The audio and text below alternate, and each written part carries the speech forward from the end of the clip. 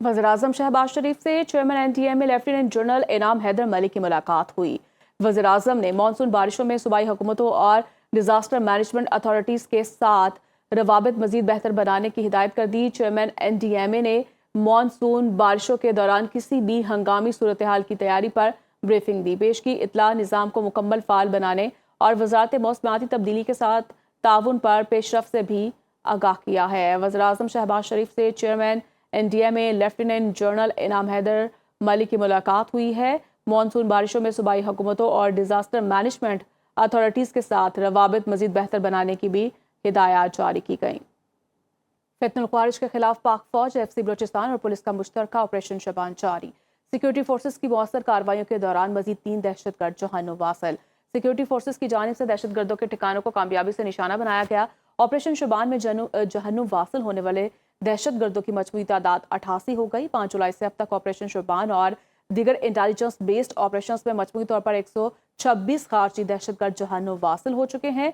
Security forces की जानिब से खारजी को हवाई और ज़मीनी कार्रवाइयों के जरिए निशाना बनाया जा रहा है। मौसर कार्रवाई के नतीजे में खारजी दहशतगर्दों को भारी नुकसान का सामना है।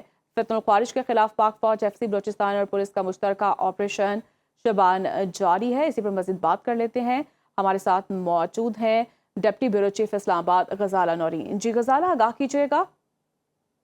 जी बिल्कुल, सिक्योरिटी फोर्सेस की फितनौल खवारिज के खिलाफ इलाके में मौसर कार्रवाइयां जारी हैं और सिक्योरिटी जराये की जानिब से बताया गया है कि पाक फौज, एफसी बलूचिस्तान और पुलिस का मुश्तरका ऑपरेशन शाबान भी जारी है। सिक्योरिटी फोर्सेस की जानिब से खारजियों को हवाई और जमीनी कार्रवाइयों के जरिए निशाना बनाया जा रहा है और सिक्योरिटी फोर्सेस की इन मौसर कार्रवाइयों के नतीजे में खारजी दहशतगर्दों को भारी। जी, बहुत शुक्रिया आपका। मुल्क की तारीख में पहली बार 4,722 अरब रुपए से जायद कर्जा मुकर्ररा मुद्दत से कबल वापस करके नई तारीख रकम कर दी गई।